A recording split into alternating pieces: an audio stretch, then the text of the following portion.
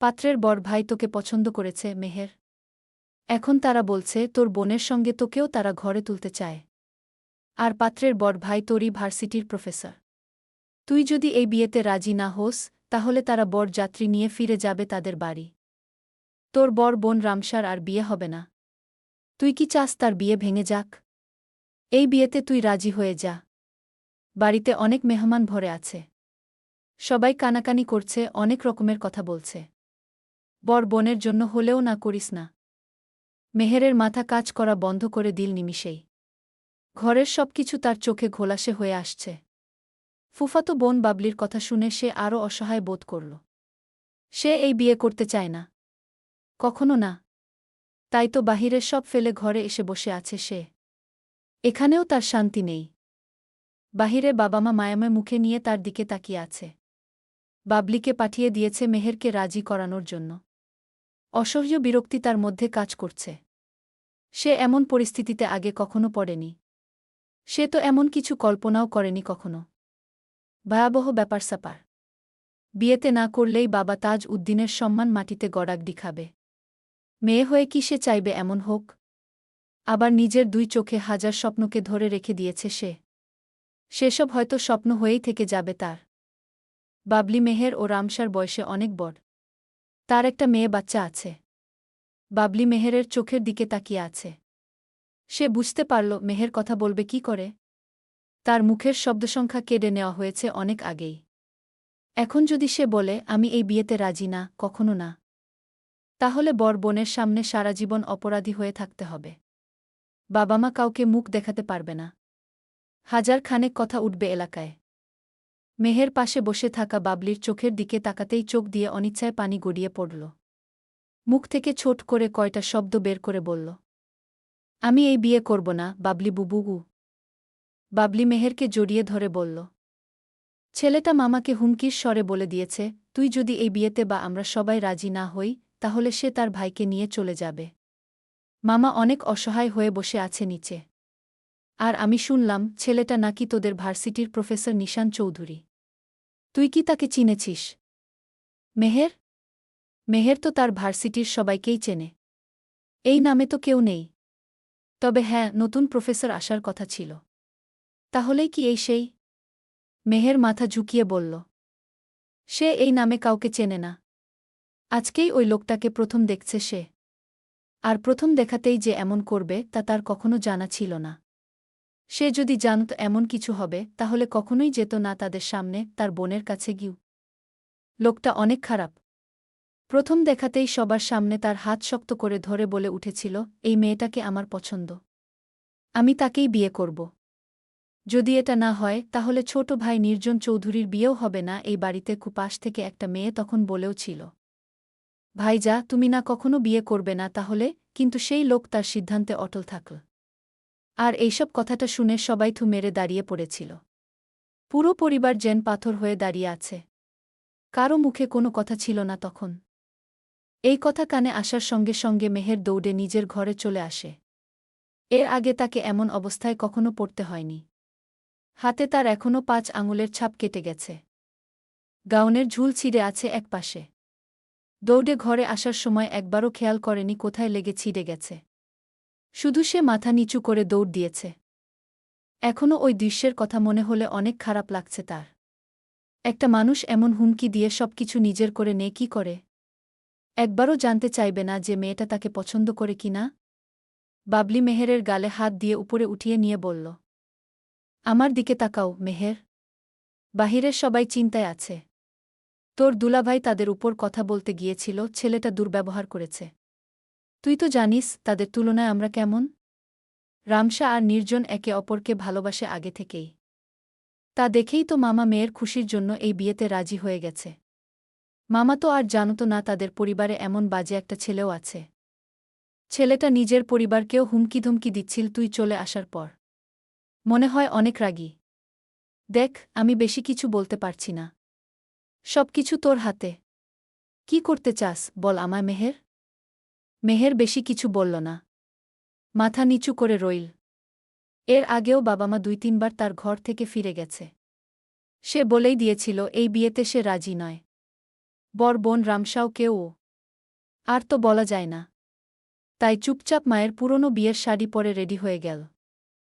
এসবেও আবার বাবলি সাহায্য করল তাকে। 10 মিনিটের মধ্যে বিয়ের আরেক কনেকে রেডি করা হল। আরও কিছু মেজে ঘরে প্রবেশ করতেই মেহের, বাবলি সহ সবাই ঘর থেকে বেরিয়ে এল। বাকি নতুন বউয়ের মতো লজ্জায় লাল হয়ে মাথা নুয়ে রাখেনি কিন্তু মেহের। মাথা উঁচু করে রাজকীয়ভাবে হেঁটে এল সে। এক জায়গায় দুই বোনকে বসানো হল। পাথরের ন্যায় শক্ত হয়ে বসে রইল মেহের।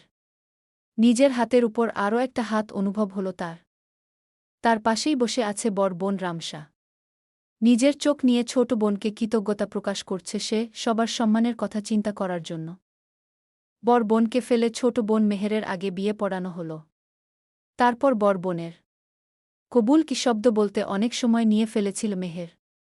হয়তো আবারও মাথায় এসেছিল এই বিয়েটা করা তার ঠিক হচ্ছে কিনা। সামনে দাঁড়িয়ে আছে বেহাজা সেই লোকটি। নির্লজ্জের মতো হাসছে। বিয়েতে ছেলেটা হাসলেও মেহেরের রাগে ঘৃণায় বমি আসার মতো অবস্থা। মানুষটার চেহারার দিকেও তাকাতে পারছে না সে।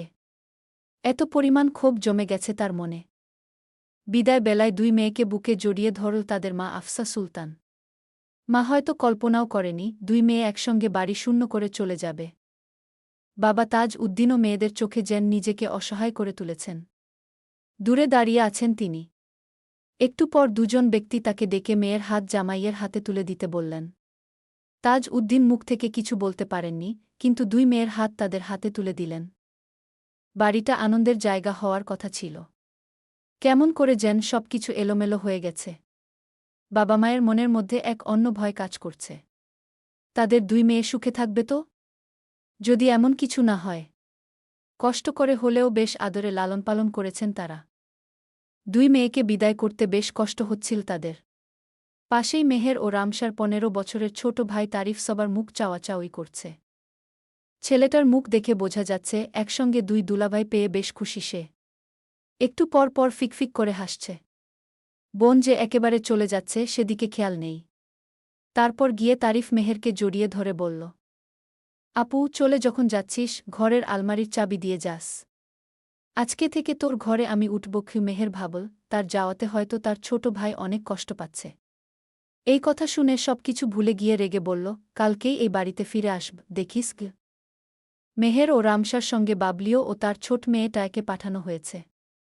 নতুন বাড়িতে তো আর তাদের একা পাঠানো যাবে না, তাই ফুফাতো বোন বাবলিকে পাঠিয়েছে তার মামা। সে তো আবার বয়সেও দুই বোনের বর। বিয়েসংসার বিষয়ে ভালো অভিজ্ঞতা আছে তার।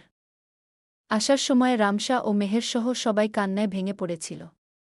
কিন্তু মেহের তো তার ইচ্ছার বিরুদ্ধে বিয়ে হয়ে যাওয়াতে কেঁদে ফেলছে। হয়তো আর কিছু করতে পারবে না, সবকিছু মেনে নিয়ে পরপুরুষের বেটার সঙ্গে সংসার পাততে হবে তাকে। দীর্ঘ সময় দীর্ঘ পথ পাড়ি দিয়ে আসার শেষে প্রফেসর নিশান চৌধুরীর বাড়ির দরজায় দাঁড়িয়ে আছে তারা। সবকিছু দেখে মনে হচ্ছে নতুন বাড়ি, নতুন মানুষ। মনে হয় জয়েন্ট ফ্যামিলি। কেউ কারো কাছ থেকে দূরে থাকে না। বাড়ির দরজায় দুই বধূ পা রাখতেই সামনে দাঁড়িয়ে থাকা অর্ধবয়স্ক ভদ্রমহিলার মুখ দেখেই বোঝা গেল একসঙ্গে দুইটা কনেবধূ দেখে বেশ অবাকই হয়েছেন। কিন্তু অল্পক্ষণের মধ্যেই মহিলার মুখে আবার হাসি দেখা গেল।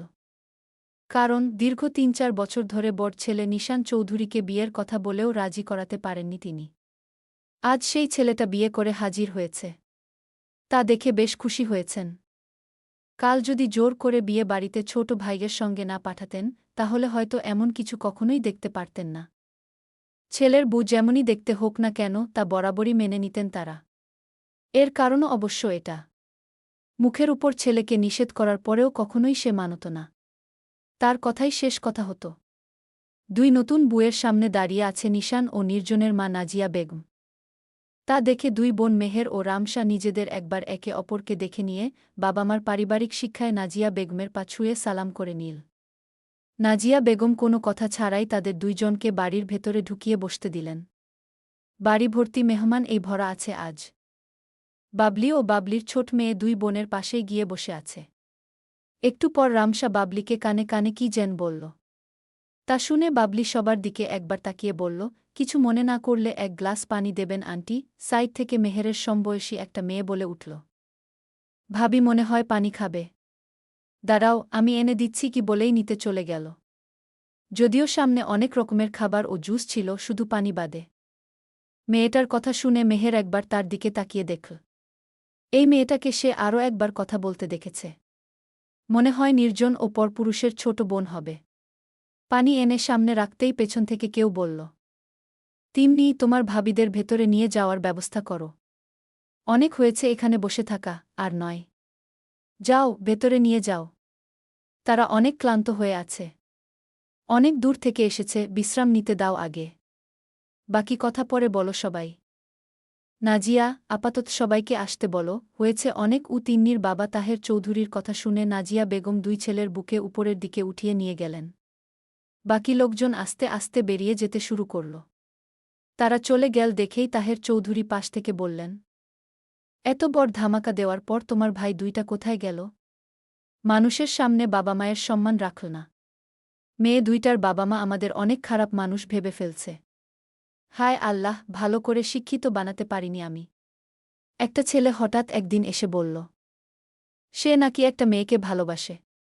মেয়েটা মধ্যবিত্ত ঘরের সন্তান, এতে আমি আর কি বলতে পারি? সন্তানের পছন্দেই সব। তার উপর আবার বড় ছেলে, আগে ছোট ছেলেকে বিয়ে দিচ্ছিলাম দেখে নানা মানুষের নানা কথা। এগুলো পেছনে ফেলে দিলাম। বড় ছেলের বিয়ে নিয়ে কথা বললেই চটে উঠত। আমরা তো ধরেই নিয়েছিলাম এই জীবনে তাকে বিয়ে দেওয়া যাবে না। বিয়ে বাড়িতে গিয়ে যে এত বড় হাইভোল্টেজ ঝটকা খাইয়ে দেবে কে জানত। বাবা হয়ে তো নিজের সম্মান নিজেকেই রক্ষা করতে হবে। বাইরের লোকজন কি আর জানে, বাপ হয়ে ছেলেকে ভয় পাই। কখন যে আমার সম্মান নিয়ে হাডুডু খেলবে এর কি গ্যারান্টি? সকলের সামনে আমার ছেলে শিক্ষক হলেও বাড়িতে যে তার আসল রূপ দেখা যায়। বলতে গেলে বইপত্রের লেখা স্টুডেন্টদের জন্য রাখলেও ওই লেখার শিক্ষাজ্ঞান তার মধ্যে বিন্দু পরিমাণও নেই।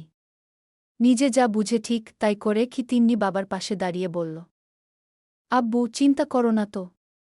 আমার দুই ভাই তো তাদের পছন্দের মেয়েকেই বিয়ে করেছে। দেখবে অনেক ভালো রাখবে। বিয়ে যখন করেই ফেলেছে ওদের মধ্যে, আম্মু, তুমি, দাদু বা ফুপি ঢুকতে যেও না। সব ঠিক হয়ে যাবে। আর আপাতত আমরা একটু দর্শক হয়ে দেখি কোন দিকে নদী বয়। তাহের চৌধুরী মেয়ের দিকে তাকিয়ে মৃদু হেসে বললেন, বাহ, আমার মেয়ের মাথায় এত বুঝদার দেখে খুব ভালো লাগল। এই জন্যই আমার ছোট মায়ের কাছে আমি সব বলি। তোমার দাদিকে বললে তো রেগে ওঠে। কানে কম যে শোনে গি। কথাগুলো বলেই কিছুক্ষণ বাপ মেয়ে হেসে নিল। তারপর তিন্নি মাথা চুলকে বলল, বাবা, আমি একটু উপরের ঘরে যাই, দেখে আসি। ভাইয়ারা তো মাঝ রাস্তায় নেমে গেছে। আসতে অনেক দেরি হবে মনে হয়। নির্জন ভাই অনেক রেগে গেছে বড় ভাইয়ার উপর, দেখলাম। বাড়িতে আসলে জানা যাবে। তবে চিন্তামুক্ত থাকো। ছোট ভাইয়াকে আমি চিনি। ও একটা ভীতু, বড় ভাইয়ার মুখের উপর কথা বলতে পারবে না। ভেতরে ভেতরে সাপের মতো ফুলবে গি। তাহের চৌধুরী মেয়ের মাথায় হাত বুলিয়ে বললেন, যাওয়ার পথে ফাতমাকে বলে যাবে আমার মেডিসিন ঘরে দিয়ে আসে যেন। বলেই নিজের ঘরের দিকে পা বাড়ালেন তিনিও। তিন্নিও খুশিতে হেলতে দুলতে সিঁড়ি দিয়ে উপরের ঘরে চলে যায়। ভাইজা, এটা তুমি আমার সঙ্গে ঠিক করলে? নির্জনের কথায় নিশান বলল, দেখ, আমি তো তোকে আগেই বলেছিলাম এইসব বিয়েশাদি আমি দেখতে চাই না। তারপরও জোর করে তোরা নিয়ে গেছিলি। আমি তো আর জানতাম না তোর একটা শালি তোর বড় ভাইজের ঘরওয়ালি হওয়ার জন্য মজুত আছে সেখানে। এমন জিনিসকে তার বাবা মায়ের উচিত ছিল বাক্সবন্দি করে রাখা। দেখেই মনটা বলল, আজকে থেকে শালিটা আমার। নির্জনের আরও রাগ উঠে গেল। ভাই তার এমন করেই কথা বলে। কথায় কোনো সমস্যা নেই, তবে এত মেয়ে রেখে তার বুয়ের ছোট বোনকেই কেন? যেখানেই যাক না কেন তার ভাইকে তার সঙ্গে ওইখানে কেন থাকতে হবে? বিরক্তিকর। তার উপর তারই মুখের উপর ভুষাভুষি সিগারেট খাচ্ছে, বেশ বিরক্তিকর লাগছে আরও। এটাই তাদের মধ্যে পার্থক্য। সে নিজে ঠান্ডা মাথায় সব সামলে নিলেও তার ভাই তা কখনো পারে না। কি করে জানি পড়াশোনায় পুটু হওয়াতে বড়সড় প্রফেসর হয়ে গেছে। তবে বাড়ির দিক দিয়ে দেখলে সে কিন্তু শিক্ষকের কাতারে পড়ে না। এক নম্বরের একটা অভদ্র সে। কাউকে সম্মান দিয়ে কথা বলতে পারে না সে। পরিবার তাকে দেখলেই ভয় পায়। এর অবশ্যই অনেক রকম কারণ আছে। সেসব পরের কথা। বলতে গেলে পাগল প্রফেসর বললেই চলে তাকে। নির্জনের তো এটা ভেবেই খারাপ লাগছে, যখন নিশান বিয়ে ভেঙে দেওয়ার কথা বলল তখন রামসা বেশ কান্নামা চোখ নিয়ে তার দিকে তাকিয়েছিল। কিন্তু সে কিছুই করতে পারেনি। চেয়ে চেয়ে দেখেছিল। সে জানত এর বিপরীতে কথা বললে কি হবে। কিন্তু এখন সে কি বলবে? বাসর ঘরে তো রামসার সামনে দাঁড়াতেই হবে। ছেলে মানুষ হয়ে বড় ভাইকে সে নিষেধ করতে পারল না। এটা কেমন হল? রেস্টুরেন্টে বসে আছে দুই ভাই, একে অপরের মুখোমুখি হয়ে। নির্জন সামনে টেবিলে রাখা কফিতে এক চুমুক দিয়ে বলল, ভাইজা, তুমি না বলছিলে বাহিরের মানুষ তোমার এমন আচরণের শিকার হবে না? তাহলে আজকে তুমি কি করলে? আমার শ্বশুর বাড়ির লোকজন কি ভাবল? যে আমি তাদের সম্মান করি না? সবার সামনে অপমান করলে। এইভাবে কেউ কাউকে ধমকিয়ে বিয়ে করে? আমি মানছি তোমার মেহেরকে অনেক পছন্দ হয়েছে। বাড়িতে এসে বলতে পারতে। আমরা সবাই আস্তে ধীরে গিয়ে সম্বন্ধ পাকা করে আসতাম। খুব ধুমধাম করেই বিয়ে হতো। এটা কি করলে বলো তো? এইভাবে নিজের ইমেজ নষ্ট করে ফেললে? মন দিয়ে নির্জনের কথা শুনে নিশান মাথা ফিরিয়ে তার দিকে তাকিয়ে বলল, নিজের লোকের সামনে আবার কিসের ইমেজ সম্মান রে? একদিন তো জানতই আমি কেমন।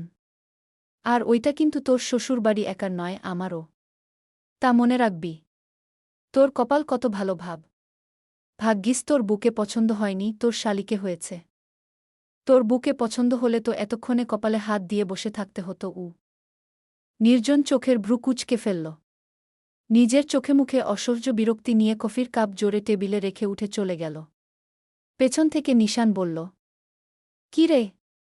কফির বিল পে করে যাবি কিন্তু, নয়তো জানিস কি হবে? কথাগুলো বলেই একটু মুখে বাঁকা হাসি মুখে টানল সে।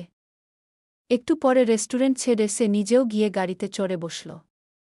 দুই ভাই একে অপরের দিকে আর তাকাতে পারল না। ড্রাইভারকে ইশারায় গাড়ি ছাড়তে বল নির্জন। রামসা ও নির্জনের পুরো ঘর ফুল দিয়ে সাজানো হয়েছে। বাড়িতে তো সবাই জানত একটা ছেলের বিয়ে হবে। তারা তো জানত না যে দুই ছেলেই একসঙ্গে বিয়ে করে বাড়ি ফিরবে। ওইদিকে মেহের ও বাবলি নিশানের ঘরের জানালার পাশেই সোফাতে বসে আছে। তিন্নিসহ আরও কিছু মেয়ে মিলে ফুল দিয়ে ঘর সাজিয়ে চলেছে। মেহেরের এই সব কিছু দেখেই বিরক্ত লাগছে। সবকিছুই যেন তার কাছে অতিরিক্ত মনে হচ্ছে। ঘরের চারিদিকে একবার চোখ বুলিয়ে নিল মেহের। অসভ্য পাগল পরপুরুষের ঘরে আবার লাইব্রেরির মতো বড় বুকশেলফও আছে এক সাইডে। আরও এক পাশে পড়ে আছে গিটার। গান গাওয়ার অভ্যাস আছে মনে হয়। তার মনে হল হয়তো গাধার মতো কণ্ঠ হবে। এসব মানুষের তো ভালো গলায় সুর আসে না, শুধু রেগে কথা বলতে পারে। ঘরের চারিদিকে চোখ বোলাতেই পাশ থেকে বাবলির কথা শোনা গেল। সে বলল, মেহের, তুই থাক। এই ঘরে কিছু হবে না। টয়া কান্না করছে, ওকে ঘুরিয়ে দিতে হবে। সন্ধ্যা হয়ে আসল। আমি আরও একবার আসব দেখতে। তুই থাক কেমন ঘু। মেহের তখন বাবলির হাত শক্ত করে ধরে বলল, কোথায় যাচ্ছিস বুবু? আমাকে এখানে রেখে কোথাও যাবি না। চল, তোর সঙ্গে আমি ঘুমাব। কাল সকালেই আমরা দুইজন বাড়ি ফিরে যাব। এখানে আমার একটুও ভালো লাগছে না গি। বাবলির কোলে থাকা বাচ্চা মেয়ে টয়া গুনগুন করে কান্না করছে। তার দিকে তাকিয়ে মেহেরকে বাবলি বলল, ধুর বোকা, এখানেই তো এখন থেকে থাকবি। এটাই তো আজ থেকে তোর বাড়ি। তুই তো সব বুঝিস মেহের। স্বামীর বাড়িই মেয়েদের সব কিছু। জেদ করিস না, এখানেই নিজের স্থান মজবুত করে নে। আর হ্যাঁ, কাল তো যাবি ফিরনি করতে গু। বুবু, ওই মানুষটাকে আমি চিনিও না। প্রথমেই আমার সঙ্গে, আমার ফ্যামিলির সঙ্গে দুর্ব্যবহার করছে। তার থেকে আর কি আশা করবে তুমি? রাতের মধ্যে আমাকে শেষ করে ফেলবে। আমি খেয়াল করছি, মানুষটার নজরও কিন্তু বাজে গু। কথাগুলো বলেই মুখ উল্টে ফেলল মেহের। তাদের কথা বলার মাঝখানে তিন্নিসহ বাকি মেয়েগুলো তাদের কাছে এসে বসে বলল, কি হয়েছে? কোনো সমস্যা? আমাদের বলো দেখি কি করা যায়। বাবলি মিথ্যা হাসি হেসে বলল, আরে না, কিছু না। আমার মেয়ে কান্না করছে। যদি আমাদের ঘরটা দেখে দিতেন খুব ভালো হতো। তিন্নি মেহেরের দিকে তাকিয়ে বলল, ভাবি, কিছু কি লাগবে? এখনই বলো। পরে কিন্তু আর পাবে না। রাত হয়ে এসেছে কিন্তু গু। বলেই তারা মুচকি মেরে হেসে উঠল।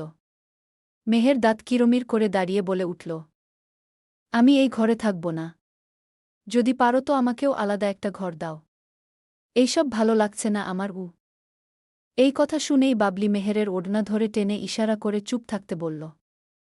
ওইদিকে তিন্নি এই কথা শুনে বাকি সবার মুখের হাসি কিছুটা হারিয়ে যেতে শুরু করল। তিন্নি মেহেরের পাশে দাঁড়িয়ে বলল, ভাবি, যা বলেছ আমাদের সামনেই বলো। ভাইয়া ও দাদির সামনে বলতে যেও না। তারা কিন্তু অনেক খারাপ কিছু করে ফেলবে তোমার সঙ্গে। দেখো ভাবি, আমরা কিছু করতে পারব। তবে একটা কথা বলবো, ভাইয়ার কথা শুনলে এই বাড়ি তোমার জন্য খুবই আরামদায়ক হবে। নয়তো দাদির কবলে পড়তে হবে। বাপরে, দাদি অনেক খারাপ। আমরা আসি ভাবি, আমার এখানে বেশিক্ষণ থাকা যাবে না। নিষেধ করা হয়েছে। আল্লাহ হাফেজ। বলেই তিন্নি সহ বাকি মেয়েরা মুচকি হেসে পিছন ফিরে একবার মেহেরকে দেখে নিয়ে চলে গেল বাইরে। বাবলিও মেহেরকে সাজানো খাটের উপর বসিয়ে রেখে অনেক রকমের বাহানা দিয়ে চলে গেল। পাশের ঘরেই বসে আছে রামসা। রাত তখন প্রায় 9টার কাছাকাছি। সারাদিনের সবকিছুই তার চোখের সামনে ভেসে চলেছে। কখনো বাবা মায়ের যোগ্য সন্তান সে হতে পারল না। বড় মেয়ে হয়ে শুধু নিজের কথাই চিন্তা করে গেল। আজকে তো তার বিয়ে ভেঙেই যেত। তখন কি আর বাবা মায়ের সম্মান ধরে রাখতে পারত? বা রাখতে পেরেছেই বা কতটুকু? বারবার মা বাবার কাছে তাকে ছোট হতে হয়েছে। স্কুল, কলেজ, ভার্সিটি সবকিছুতেই সব সময় বাজে করেছে সে। তারপর আবার মা বাবার চিন্তা না করেই নিজের মুখে ভালোবাসার কথা বলে ফেলেছে।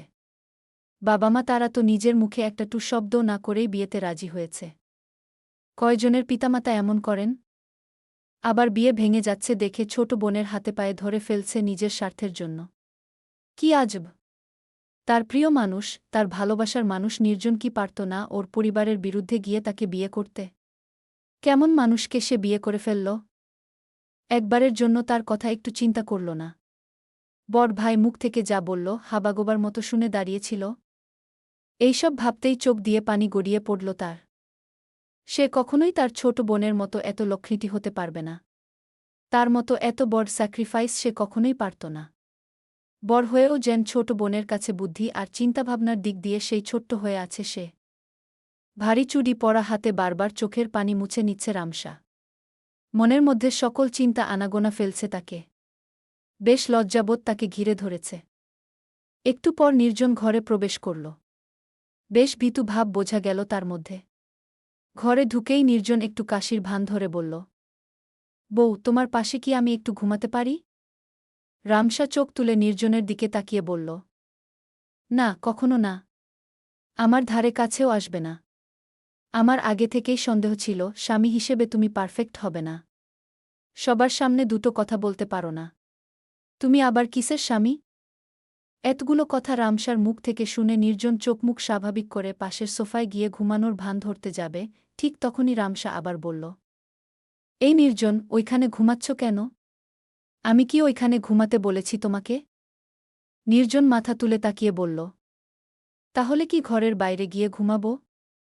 রামসা আবারও বলল, না, সেখানেও ঘুমাবে না তুমি। আমার কাছে এসো। আমার খুব কান্না পাচ্ছে। খুব কষ্ট হচ্ছে আমার। কেমন বোকাকে বিয়ে করছি। আল্লাহ জানে বউয়ের কষ্ট বুঝে না গি। নির্জন মনে মনে বলল, 2 বছর প্রেম করে তো বুঝতে পারছি। তোমার না মানেই হ্যাঁ। কিছু না মানে বহুত কিছু। তোমাদের মেয়েদের দিনে 5-6 বার মুড সুইং হয়। কখন রেগে যাবে, কখন খুশি হবে বোঝা মুশকিল। নির্জন রামসার পাশে গিয়ে বসল। রামসা নির্জনের মুখের দিকে তাকিয়ে আছে একইভাবে। নির্জনের তা দেখে বেশ অদ্ভুত লাগছে। মৃদু হেসেও দিল স্বাভাবিক থাকার জন্য। একটু পর নির্জন সবকিছু থেকে বেরোতে প্রসঙ্গ বদলিয়ে বলল, একটা কথা ছিল রামসাগু। রামসা নির্জনের দিকে তাকিয়ে বলল, হ্যাঁ বলো, আমি শুনছি তো। তুমি অনেক সুন্দর। তোমার বোনও সুন্দর আছে, তবে এতটা না, মধ্যমণি বলা চলে। কিন্তু কথা হলো, আমার বড় ভাইয়ের তোমার বোনকে কি করে পছন্দ হলো? এটা নিয়ে আমি বেশ চিন্তিত। রামসা নির্জনের পাঞ্জাবির কলার চেপে ধরে বলল, সেটা তো তোমার জানার কথা। আমার তো মনে হচ্ছে 2 ভাই প্ল্যান করেই আমাদের বাড়িতে ঢুকেছিলে। যেন এক তীরে 2 নিশানা লাগাতে পারো, তাই না? আর তুমি কি বললে? আমি সুন্দর? আচ্ছা নির্জন, আমি সুন্দর না হলে ভালোবাসতে না তুমি আমাকে? আহ! রেগে যাচ্ছ কেন জান পাখি? জামা ছাড়ো। ছিঁড়ে গেলে সকালে বাইরের লোকেরা খুব বাজে নজরে তাকিয়ে থাকবে তো। এসো, বাকি কথা কাল বলি। এখন একটু ঘুমিয়ে নেই। তোমার মাথা টিপে দিব, রাগ কমে যাবে। কি বলো? মুচকি হেসে বলল। রামসা লাজুক হেসে বলল, তার দরকার নেই। আমি ঠিক আছি। শুধু মা বাবার কথা খুব মনে পড়ছে আমার। নির্জন তখন বলল, কাল তো আমরা যাবই। একটা রাত চোখ বন্ধ করেই কাটিয়ে দেওয়া যাবে তো। কথাগুলো বলেই একে অপরের চোখের দিকে তাকিয়ে লজ্জায় লাল হয়ে উঠল তাদের গাল। একটা কাচের জার হাতে নিয়ে দাঁড়িয়ে আছে মেহের। সামনে তার 6 ফুটের দারোজান, না মানে প্রফেসর নিশান চৌধুরী। বেশ রাগী মুখে তার দিক করেই কাচের জার ধরে আছে মেহের। হয়তো অনেকবার কাছে আসার জন্য নিষেধ করেছে মেহের। বেশ হাঁপিয়ে গেছে সে। বিয়ের সাজগোজগুলো ছড়িয়ে ছিটিয়ে পড়েছে শরীরে তার। নিশান চৌধুরী চোখে মুখে শয়তানি হাসি হেসে পাশের ফলের ঝুড়ি থেকে একটা আপেল নিয়ে তার উপর কামড় দিল।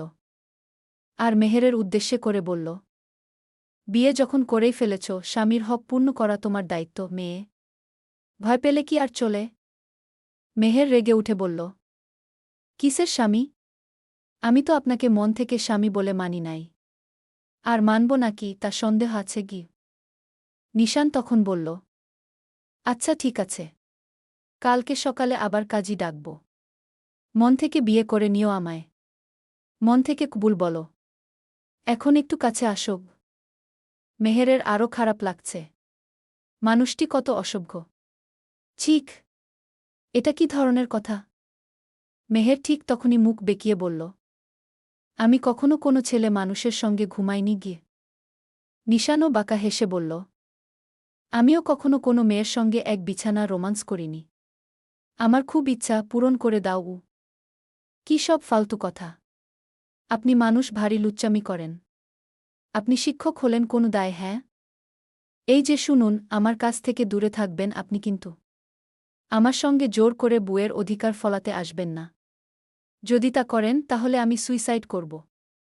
এমনভাবে করব যে আপনাকে ফাঁসির দড়িতে ঝুলতে হবে। আপনি বুঝতে পারছেন তো? মেহেরের কথায় বিন্দুমাত্র প্রভাব পড়ল না নিশানের।